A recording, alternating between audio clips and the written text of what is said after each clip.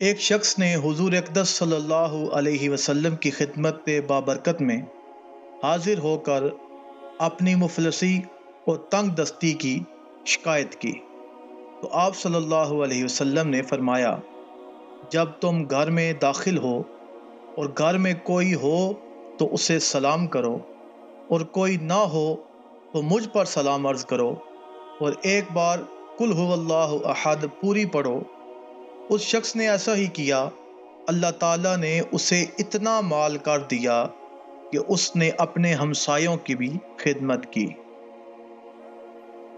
فرمان مصطفیٰ صلی اللہ علیہ وسلم ہے، جو یہ پسند کرے کہ اللہ تعالیٰ اس کے گھر میں خیر زیادہ کرے تو جب کھانا حاضر کیا جائے وضو کرے، اور جب اٹھایا جائے تو اس وقت بھی وضو کرے۔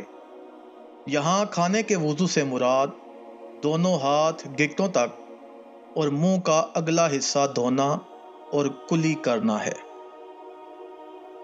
سرکار مدینہ صلی اللہ علیہ وآلہ وسلم کا فرمان ہے، اکٹھے کھاؤ، الگ الگ نہ کھاؤ کہ برکت جماعت کے ساتھ ہے۔ سرکار مدینہ صلی اللہ تعالی علیہ وآلہ وسلم کا فرمان مشتبار ہے، جو شخص دسترخوان سے کھانے کے گرے ہوئے ٹکڑوں کو اٹھا کر کھائے وہ فراخی کی زندگی گزارتا ہے اور اس کی اولاد میں عافیت رہتی ہے۔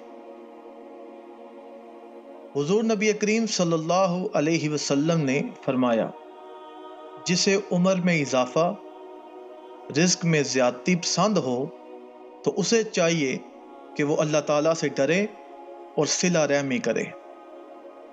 حضور علیہ الصلوۃ والسلام نے ارشاد فرمایا، جو شخص ہر رات میں سورہ واقعہ پڑھے گا اس کو کبھی فاقہ نہ ہوگا۔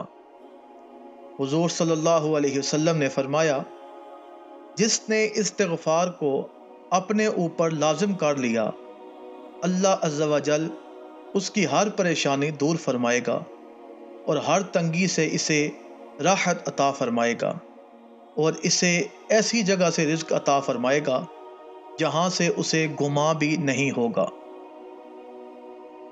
حضور صلی اللہ علیہ وسلم نے فرمایا، کیا میں تمہیں وہ چیز نہ بتاؤں جو تمہیں تمہارے دشمن سے نجات دے اور تمہارے رزق وسیع کر دے؟